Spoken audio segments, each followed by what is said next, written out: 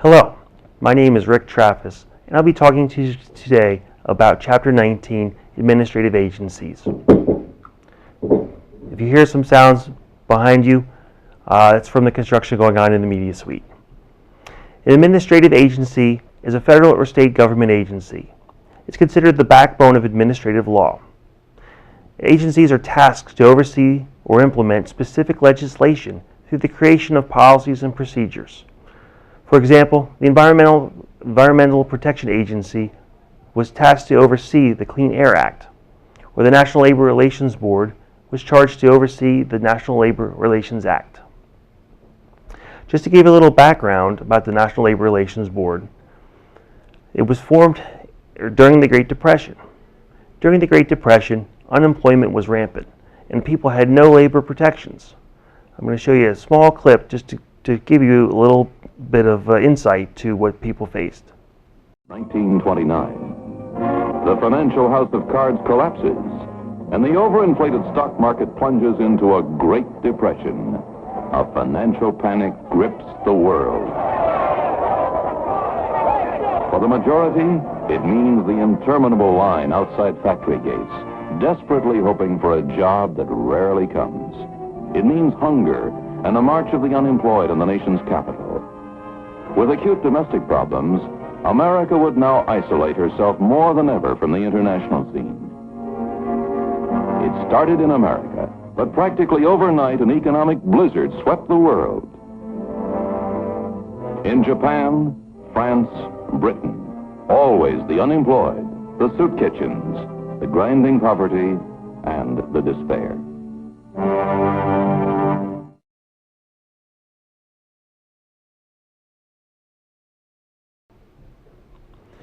In order to help labor gain more of a voice, the National Labor Relations Act was passed in 1935, and the National Labor Relations Board was created.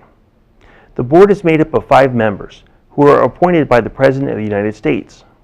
These board members must be confirmed by the United States Senate. Immediately after passage of the National Labor Relations Act, it was challenged by various groups as unconstitutional. In 1937, a case made it all the way up to the Supreme Court, the National Labor Relations Board versus Jones and Laughlin Steel Corp. The court ruled in a 5-4 decision that the National Labor Relations Act was in fact constitutional, as it is a part of Congress's power to regulate interstate commerce. The court also ruled that employees had a right to organize and that the prevention of this right through discrimination and coercion was illegal. The Supreme Court also ruled that the National Labor Relations Act did not violate the Fifth Amendment or the 7th Amendment, which are protections in place for individuals' rights in criminal cases, the Fifth Amendment, or in civil cases, the 7th Amendment. Just what are the functions of the National Labor Relations Board? The National Labor Relations Board helps employees conduct elections to organize into unions or helps them decertify existing unions. The board helps to investigate charges of unfair labor practices and helps to facilitate settlements between employees and employers. There are 40 administrative law judges along with the 5-member board that decide cases. In order to enforce the orders of the board, there is a general counsel who seeks to enforce these rulings through the U.S. Court of Appeals. The article I'm going to discuss today is entitled Companies Challenge Labor Rulings, and this article appeared in the Wall Street Journal on March 8, 2013. The article discussed how 87 companies and 3 labor unions are currently challenging rulings made by the National Labor Relations Board. These groups are trying to reverse or stop union elections, reverse penalties ordered to be paid to fired workers, and to halt subpoenas for existing cases. What could have caused these challenges? Well, in January of 2013, a case was argued before the Washington, D.C. Court of Appeals by Noel Canning Corporation. Noel Canning was seeking to overturn a decision by the National Labor Relations Board by arguing that the board did not follow applicable contract law due to an agreement that had been reached, and the charge of unfair labor practice was therefore erroneous. Noel Canning also challenged the makeup of the 5-member board by arguing that the board did not have a quorum since 3 of the board's members were not approved by United States Senate confirmation and therefore invalid. The court's ruling. The court determined that it lacked the jurisdiction to consider Noel Canning's first challenge of the unfair labor practice. It deemed it was a state matter and not a federal matter.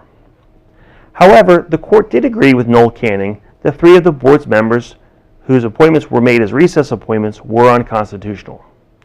These recess appointments were made on January 4, 2012, and they were never confirmed by the United States Senate. In the days following the ruling, Starbucks Corporation, maker of fine coffees, challenged the ruling that the board lacked the authority to rule on a pending case before it, using the Noel Canning decision as its impetus. Several other companies and even some unions have looked into having their rulings reversed as well. Looking at the time frame from January 4th till today, there's about 600 decisions that could potentially be challenged by the parties involved. The National Labor Relations Board and the Obama administration believe that the appointments are valid and will seek an appeal of the ruling. What are some of the outcomes for labor? The National Labor Relations Board plans to continue doing business as usual despite this ruling.